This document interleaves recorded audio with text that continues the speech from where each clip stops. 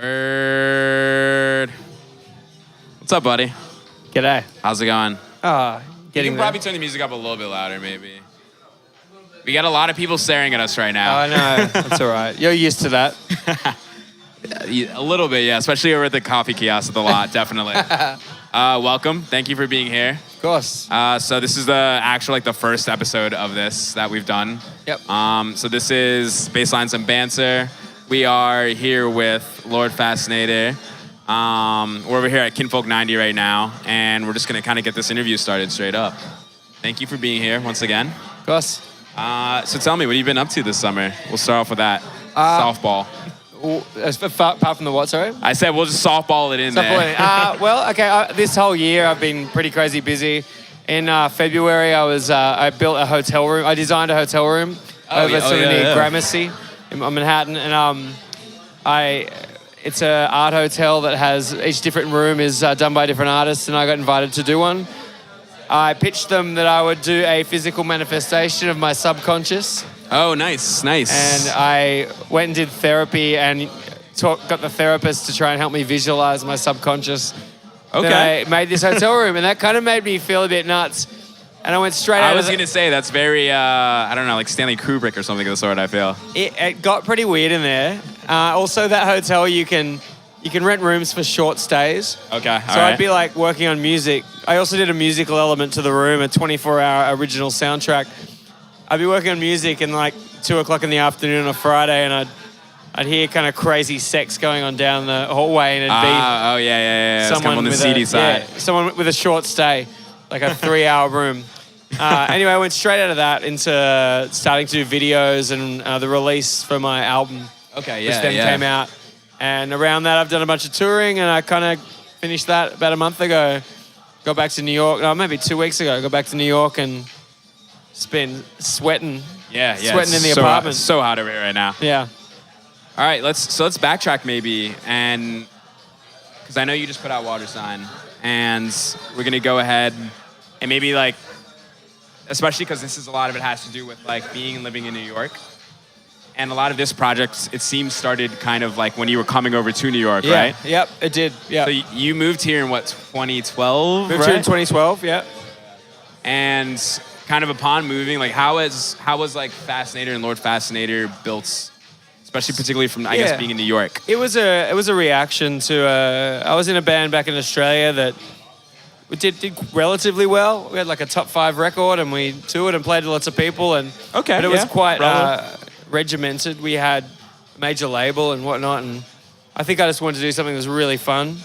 So the whole idea from the start was that anyone could be in it. It's probably had about 100 members. Oh yeah, hell yeah. Every different kind of person you could think of, every talent kind of level, like musical skill level, I should say. Nice. People I'd meet on the street that day would be up like playing air drums or whatever. I was gonna say, I know for a while I read that you did like strictly air instruments. I did have a strictly air band. There was a show where I played at the Bowery Ballroom, and a guy yelling loudly, complaining that the people in my band weren't really playing their instruments. I paid money for this. But what was really good is the rest of the crowd got behind the air band and really supported them, and we took this guy down. That's fire. That'll teach him to ever diss air instrumentalists again. That's fire. And so you have a couple mainstays in your band right now as well that kind of go through? Yeah, there's my friend Lord Decorator, who plays the violin and the oud and and percussion. I did have a saxophonist. I sometimes have had flute players. I've had a girl playing a plastic saxophone and a micro synth and stuff back in Australia. She was playing an auto harp. It's just anything. You want to play it next time? You got to get up. Come on. Yeah, definitely. Maybe I'll just learn something on the spot. I think you should play this plant. This plant over here. No, we can. Yeah. There you go. You're in Fascinator. Congratulations. Hell yeah. So also, what is, because I know you go by Fascinator usually with the bands, and you also have Lord Fascinator. What's kind of the difference on that as well? The difference is Fascinator is the band, and Lord Fascinator is sort of my character in the band, and then I DJ as that as well. And I've started making dance music that I think is probably going to come under Lord Fascinator as well. Okay. But I only started doing that because I was unable to find a good amount of certain vibe of dance music that I wanted to DJ. So I I sort of cracked the shits and started making it myself. What are you usually DJing? Especially, I guess, listening to the Fascinator music, I feel like a lot of it seems to be, for me, like I'm hearing influences on like Jump Up and a lot of like 90s and things of the sort as well. Like what are you going for with dance music? Thing you said? In terms of like a lot of like Jump Up music, a lot of like 90s rave and things yeah, of the look, sort. I do like that stuff. That definitely comes into the Fascinator stuff. However, the stuff I DJ when I'm out playing like dance floors is more... I play a lot of Disco Halal, if you know that label. Oh, yeah. Play stuff off Multiculti, Okay. which is half run by a friend of mine called Gus. So it kind of goes out there a bit more, like Turkish disco and African disco, and That's fire. I don't know. There's these Israeli guys I play called Red Axes a bit, and Nice. sort of all over the place. That kind of makes sense too. I Yeah. feel like a lot of the music that you write, leans towards having a lot of influences from like Asia as well. Fascinator isn't really written for like 2 a.m. Yeah. I mean, some of it is, but the dance music, you kind of want to be able to play it at 2 a.m. to a bunch of people Yeah. who, Fair. you know, are all Fair. pinned out on the dance floor. That's fire. So you're gonna put out some dance music. I don't know And if I'll put then- it out. I just Oh, have okay. it to Oh, play. you're just kind of but writing it's it. been Okay. being received quite well, so I Nice. might just give it to DJs. Yeah. You should. What's kind of been like your experience with the network of DJs in New York, especially when you moved here? You were kind of like primarily DJing and like meeting a lot of people through that, from my understanding. I know like I met you through the lot from Yeah. you DJing as well. Want a beer? What's been kind of... Oh, thank you. Hey, appreciate it. What's been kind of, I guess, your experience with like building a network here, especially through DJing? And of course, like some nights you're over like playing at like Babies, and then other nights you might be playing at, like Bowery or something of the sort. Well, that's the funny thing about here. You've kind of a good DJ here will be versatile and be able to play. I mean, I've played yoga classes. Fuck. I've played meditations. I've played brutal raves, and I've played fancy hotels. And you kind of, if you want to pay your rent DJing here, that's kind of what it's got to be. And Oh, yeah. but I don't really take it very seriously, and none of the good ones I know do. Whenever I DJ and someone comes on after me and they're got attitude and take it really seriously, I always know they're going to be shit. Yeah, that's fair. I don't know, it's a very competitive city for it. I feel like there's a great culture of playing music people don't know and getting them moving or getting them excited about music they've not heard before. And I think that's an important side to it. Do you feel that, especially in New York, where like, we've got so many friends that DJ, we DJ, and you've got, especially if you're living this lifestyle, a lot of times like you're going out to another concert or something of the sort, like is there a point of saturation, or is it something like where you kind of like, I guess, There's definitely a point of saturation. I think anything you do creatively, you need input if you're giving out output, and the input probably needs to equal or be greater than the output, and everyone forgets that. And I think a lot of people start making shit art and doing, probably losing their edge with DJing or whatever they're doing if they're forgetting to have input. So you need to go out and you need to just be a spectator sometimes, and you need to go to art galleries or see cool films or nice, a little fly on you, whatever. What is it? No, there was just like a fly that like perfectly landed on you. Oh, good. I mean, it's very obvious with this outfit. I think you need to remember that whenever you're doing anything creative, that you need input as well as output. Okay. To fuel your output. What have you had any interesting experiences or weird experiences in New York as of recent that have, I guess, formed some good input for you? Some good input. You were like just talking about this like crazy party you went to. Like on the other night. I've had all kinds of strange experiences here. Like I ended up DJing a sex party one night up in upstate New York without even knowing it was a sex party until halfway through the night. And then going, hang on a second. Was it just somebody fucking on the floor kind of? Well, I'd already seen that before I even realized. But then I was like, hang on a second. That's why all these bedrooms just have a mattress on the floor. Anyway, yeah, there's all kinds of strange things going on. You probably, it's a bit harder to find in Australia, I think. Yeah. So you went back on this tour. Have you been recently going like back and forth in Australia, or what's kind of your like? I go back at least once a year. Yeah. I try and go back when it gets super cold here. Nice. I'll go for at least a few weeks, and then I'll come back and I'll be like, cool, snow, and everyone will be like, fuck you. Yeah. It's like you got some seasons here. Yeah. Is there like a good network of people that are coming back and forth and like support each other as well even? Australians, I think, are traditionally can be quite bad at supporting each other. Okay. I find that there are scenes that really look after each other, and there's great communities. Definitely expat communities are good at supporting each other, I think. But within the actual Australian music industry, it can be hit or miss. I don't know. It's a weird one. I've seen, so I know you have like, because you're friends with like Kieran as well as like Kevin and things of the sort. There seems to the outsider view, there's like a good, I don't know, like a small community, but where like you guys all just like mess with each other and like help support each other. Yeah, we come from a tiny fucking island on the other side of the world with a very small population. If you're doing something interesting out of Australia, it's actually quite hard to make it anywhere. It's like, I don't know how many people we got now, 24 million or something. A lot of creative industries there have the edges shaved off because you just simply can't make money unless you're catering to a very wide-ranging audience. Okay. So if you're doing something kind of weird and off-kilter, I think you do, if you see someone else doing it, you try and support them when you're out of Australia because you know how fucking hard it's been. I'm not saying it's easy for anyone. It's not easy for anyone, but I recognise the journey in other fellow Australians that have left and tried to do something interesting. That's cool. Yeah. Do you have any younger artists or anybody that you're excited about right now? Sorry? Any like younger artists or anybody that you're excited about right now? It's kind of coming up just in general. Man, I'm drawing a blank. Hope you can edit this out because I'm like totally drawing a blank on Australia right now. I did just go back there, but I just don't know who I saw. Yeah, or I guess just in general, especially like... Yeah, in general? Like in New York in particular. The best thing I've seen in the last couple of years, I think, is Kelsey Lou. Oh, she's amazing. So And fire.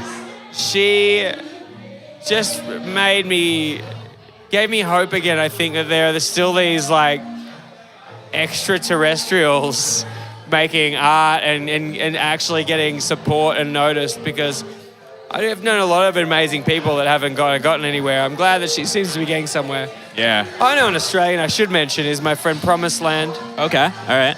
Who I sometimes, we actually, a couple of years ago, he and I really kind of helped build each other up. We'd put on parties all the time at Elvis Guesthouse and sometimes at Baby's Alright. And now he's doing quite well. He's did a tour of the States with Julian Casablancas' band, The Voids. Okay. His live show's Nice. great. So yeah, he's someone, but he's also someone that left Australia about the same time as I did. Okay. Nice. Let's just like throw a random question in as well. Do you have any, like we were talking about this pun competition earlier. Yeah. Do you have any like good recommendations for New Yorkers of things to do that might make them feel like they're not in New York? That might be what, sorry? That might make them feel like they're not in New York? Oh yeah, I've got the best one. Oh, hell yeah. One of the best things I think you can do, you live in New York. Okay, two of the best things. First one is once a year you got to go to the Halloween dog parade in Tompkins Square Park. Okay. Fucking hilarious. Fuck yeah. Other thing you got to do, it's not even that far, the Renaissance Fair. Ooh. So funny. Where's that? It's just like 45 minutes upstate, an hour upstate. I can't remember where, but hell yeah. So funny. You've been? So Yeah. good. That's fire. I actually shot a video up there and I went dressed as a medieval knight in full armor. Oh, that's sick. So you did it at the actual festival? I went to the festival dressed as a medieval knight and people thought I worked there, like families were getting photos with me and shit. A medieval wench flirted with me in ye olde English. Anyway, it's fun. Get up there and dress up. Oh yeah, that's fire. In New York itself, aside from the dog parade, I don't like to give away too many of my favorite bars publicly. Fair. I mean, sadly, sometimes you do that and then they go out of business, but... Yeah, and then you just like get fucking imploded with people. Yeah. There was this one bar recently where me and my ex-girlfriend went, and it was literally us and just all old Puerto Rican people playing dominoes. Oh, that's sick. And we were there for like 3 hours. In that 3 hours, it managed to go from that to being full of hipsters. And we were like, shit, did we just gentrify somewhere in 3 hours? Just within moment to moment, within hours. Like, I felt really bad. I think it's like hella Yelp reviews started going up. People were like, yeah, I think I saw some people in there that seem approachable. Damn. Similarly, I mean, right now with like the L train about to shut down, that's kind of a worry is like, I used to live in Bed-Stuy, and then like even like looking at like Bushwick and like seeing the interaction between that, I feel like sometimes I'm like, you know, at what part are you part of this? And you're also just like, you're interested in finding cool shit, you know? Yeah. So. I think. 5? Okay, 15 minutes left. Got it. You guys edit this, there right? You go. Fuck yeah. You guys edit all of our like, maybe you don't. What? I mean, you edit this sort of shit out, right? Oh yeah, you know, I think probably we'll just keep it. I think that's part of the casual vibe, is what it is. Okay. So going back on kind of your video work, we were talking about it over there, and I know you've done some really cool stuff with some like public access television in New York.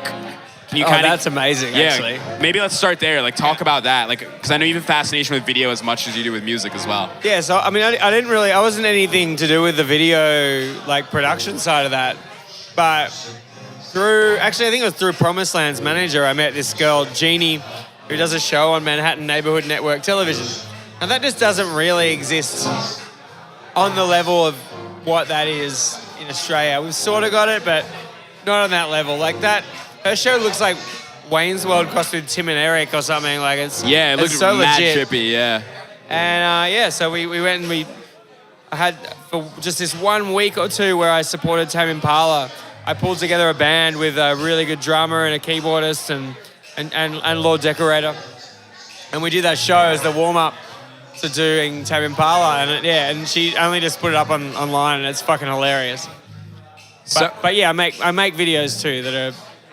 Nice. Also employ green screen in a across the board, yeah.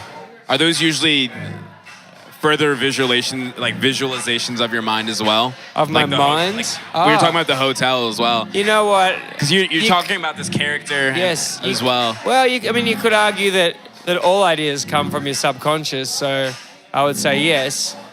And also, like, talking about a character, I think Lord Fascinator is really just a name that I slip into. The character is me. Okay. There are no characters.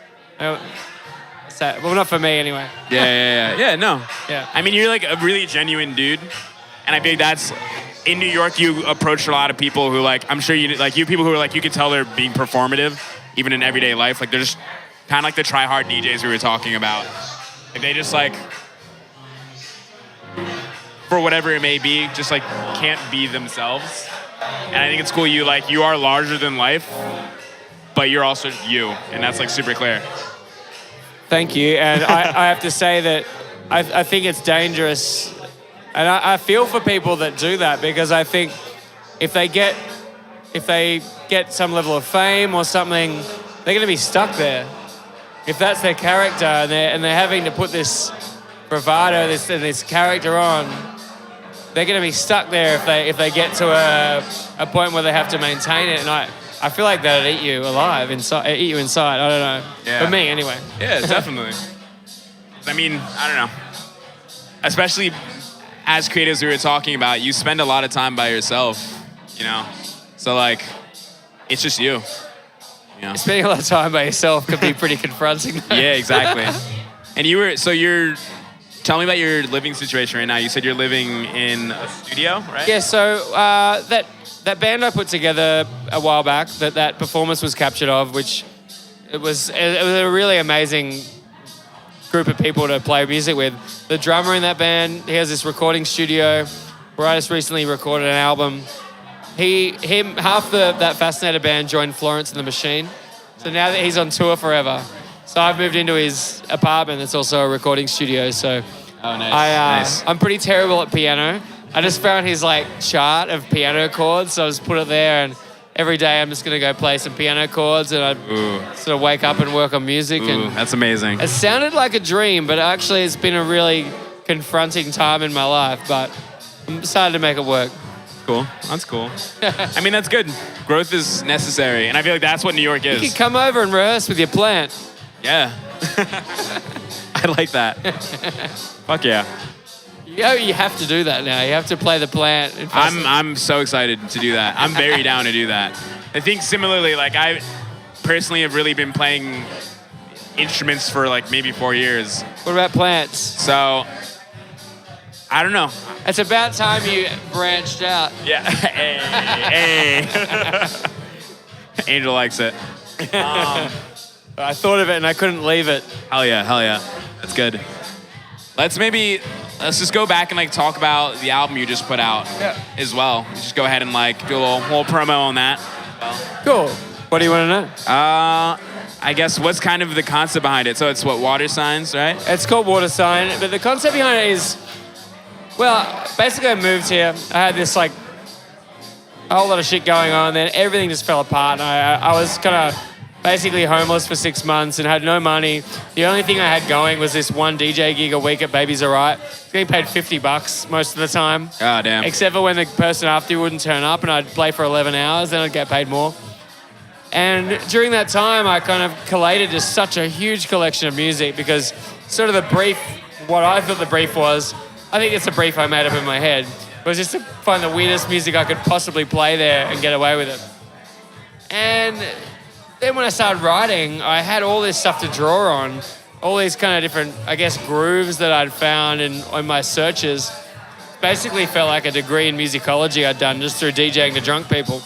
And trying to make Turkish music work with Swedish psych, work with Fela Kuti and Mulatto Astake, and then find some old Australian punk, and I'd just sort of go everywhere. Fuck yeah. When I started writing the album, I was drawing and all that, and yeah, it ended up being this kind of journey of piecing together bits and pieces of kinds of music I liked, and then writing over the top of it.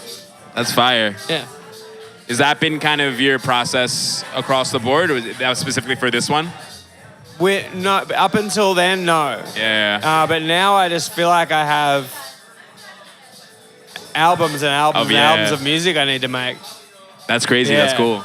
It's good, and I have to remind myself of that. But then it's kind of frustrating because they just get backlogged, and I want to put it all out. But yeah. I probably need more than 10 people to care before I do that. Fair.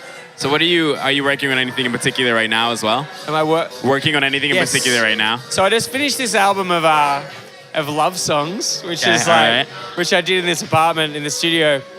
And it's kind of produced very 60s style. Oh, nice. Very so like kind of like Beach Boysy, Beatlesy sort of string sections and Phil Spector sort of like deal. Sort of weird like percussion in the background, group backing vocals, all sort of done live, and okay. I don't know when I'll put that out. Nice. I'm also working on my dance music. Nice. And today I was doing vocals for these Russian guys called Simple Symmetry. Oh, nice. Okay. I don't know if they'll end up liking it or not, but they sent me in this Russian Hey? In Russian or in English? In Australian. Yeah, true, fair. Is it? Wait. So is it Australian English? Is that the official terminology? No, we're not. So it's like British English. If an Australian person says that to you, they're either taking the piss or they're a wanker. Fair. No Australian's gonna bother doing that. Fair. Yeah. Nice. Yeah. All right. Hell yeah. Cool. Let's see. Maybe we'll just do another random one real quick as well. Do you have any particular food spots that you recommend in New York as well? Yeah. Let me think of the ones that I don't want to give away. Yeah, I was going to say, find that good middle right there. I love Bozu. You ever been there? Bozu? Bozu's a Japanese spot on Grand. Okay. Just near Havamaya. All right. Ooh, baby. Ooh. That's good. Yeah. Hell yeah. Nice. Yeah. Buna. Buna's fire. In Bushwick. Yeah, I live right across from there, so. Yeah, and actually there was one day where I got sick there and I couldn't go there for ages, but then I realized it must have been Buna, because now I go there and it's fine and I love it, so. Probably shouldn't say that on a podcast. Buna's great. Buna is really good, yeah. There's like always a line outside of there now, and it's like it's such a random factory. You gotta not have a real job and you go there at Yeah. It's just like such a cozy little neighborhood spot, and there's like rats running across the street because all the like factories are right there. Oh yeah. Like super fascinating to me. Yeah. I live quite close there now. Oh wait, I'm right there. Oh really? I'm right across from like Buna. You know where the Popeyes is? Oh yeah. Oh cool. So like I get like pulled in when I'm like walking back down Knickerbocker by that like Popeye smell late at night. Oh, it's terrible. I've never had Popeyes in my life. Never had Popeyes in your life? What? Yeah. Are you a big fast food advocate? I'm not really into fast food that much. No. I don't even really like think In-N-Out burgers that special. I don't know. I think they're all an experience, and I feel especially, I don't know what it's like in Australia with travel, but I feel like everything's also just so cracked up over here. So like, actually I was having this conversation the other day about like if maybe like I die and like I go into the next life, it's like one of the things that I feel like would fully encapsulate this would be like McDonald's. Like if you say McDonald's, that's what like living right now is, you know? What is yours? Will you grow up, hang on, that's something you would want to take into the next life. Or like to kind of describe what this lifetime was for us. Wow. Because like I've had McDonald's as a kid, and that was an experience. I've had McDonald's now, and it's a different experience. Everybody in the world's kind of had McDonald's, and it's different. Jesus, that's a really hard thing to think of. Yeah. We grew up with that kind of being a bit naughty and a bit unhealthy, and then I went into music, and then I was like all you could eat on the road sometimes. And now I kind of associate it with that, and it kind of makes me feel a bit ill, because you'd be like, all right, it's like 12:30 at night, we're driving back to the city from a gig, and we get McDonald's, and I don't know if I want to think about that feeling in the next life. Yeah, true, fair. I probably just want like lasagna and pavlova or something. Do you have anything that you think fits that category though? Something that like, say like an alien comes down, and like, what do you tell? What like anything in general? You're like, this is like from like even your particular. I feel like I've made it a point in life to. So when I was a kid, I went to 7 different schools, and I moved around so much, and I've continued to do that my whole life. I feel like it's all been about finding the new thing. Okay. So it would almost have to be something that represented that, nothing that was like the same. Yeah, I can't even. I don't think I've even been to McDonald's in America. I must have. I was probably really drunk. I must have. Yeah. Damn, we gotta go to the one on Greenpoint, like by McGinnis for sure. All right. Fire. All right. Hell yeah. I know that one. It's fire.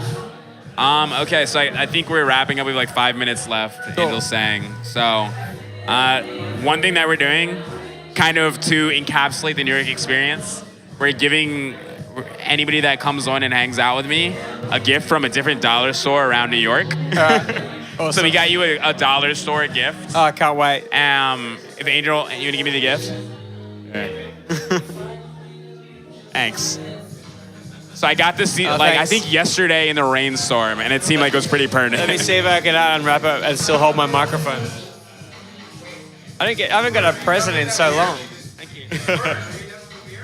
Yeah, you want it? You know, I kind of had a feeling it was something to do with the rain. I don't know why. Am I supposed to put that on now? Or? No, you don't have to wear it. It's just like, it's a cute little gift. I totally would have made you do it. I'm glad you didn't. You gotta put it on right now. I'll take a picture with it. But this to me is also so the other day when I got this in the rain, I felt like the rain is something that's so communal in New York too. I have a funny relationship with the rain here because I grew up in the country in Australia. Whenever it rains here, I'm like, I don't need an umbrella. I don't care. I love rain. And I walk out, and 2 blocks into my journey, I'm like, you're a fucking idiot. So maybe I should keep this in my pocket from now on. Yeah. Super portable. It's not going to save anything else. Super portable. Fuck yeah. I can tie it around one knee and keep that knee dry. Yeah. It's better than like the bodega umbrellas for sure. I feel the bodega umbrella is going to protect a little more than a bonnet, but we'll see. Next time I see you, we'll see. I'm not ungrateful. I'm not looking at gift bonnet in the mouth. Fuck yeah. Well, I think we're just about done now. Cool. Thank you so much for coming and hanging out. Thank you. I'm super excited to see you DJ next. Yeah. We have Marco who's finishing up right now. What? Record, yeah. So we talked about the record. Lord Fascinator record is out right now, Water Signs. You should definitely check it out. It's super cool. So cool. You're about to DJ now after this. We're going to have you on for a little bit. Marco's finishing up. And we're just closing out the first one. Thank you for being my first guest, dude. Thanks a lot. Appreciate it. Good luck with it. Sweet. Super excited to keep this going and, you know, I'm super excited to put this on. fuck yeah. Well, cool. That's Cool. it. All right, thanks, man.